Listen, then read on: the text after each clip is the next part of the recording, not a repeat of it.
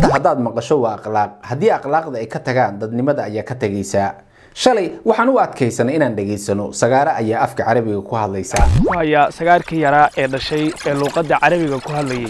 subxaanallah daraadna naag ayaa dabada ka dhashay ayaan dhagaheenna sii amaahinay iyada oo ubadkii ay dhalaysay ay ka dhashay xagga dambe ee laga saxaroodo yacni dabada subxaanallah maantana waxay maraysaa in indhahayna iyo dhagaheenna aan sii amaahino magaalada muqdisho bartamaheeda nin ayaa lo ku kursaday lo'dan aad arki kartaan daawadayaal ayaa magaalada muqdisho markaas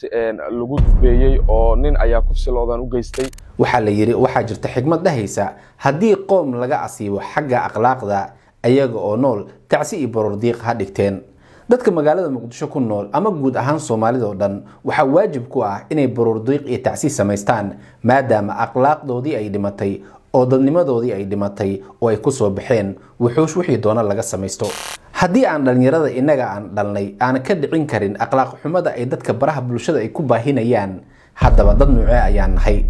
shalay waxaan iska dhageysanay in sagaara af carabi ay ku hadashay laba naag ay iskufsadeen laba nin ay waxaan isku sameeyeen maantana waxay maraysaa in laga dhaadhiciyo bartamaha magaalada muqdisho ayaa waxaasi lagu sameeyay oo faaxisho ah haddaba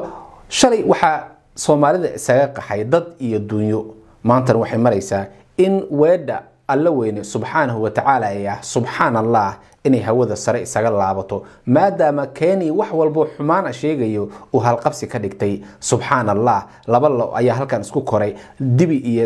mas ayaa halkan isku eegay subxaanallah subxaanallah dhalinyaro waxa waajib ku ah inaad dib isugu laabataan oo aad fiirisaan qiimaysaanna islaamnimadiina iyo akhlaaqdiina bal qofkan dhalinyarada ah marka page-kiisa Facebook aad gasho wax wanaagsan oo qalbigaaga ku dagaya ma arkaysid xumaan ka sii daran ayaad arkaysaa oo ka sheekeynayo haddana waxaad arkaysaa dad badan oo kor u dhaafaya 100,000 oo muuqaalkiisa daawanaya haddana sii sheergareynaya iyagoo og waxaasi inay xumaan yihiin walibana ku sii daraya subxaanallah waxaas ayaa dhacay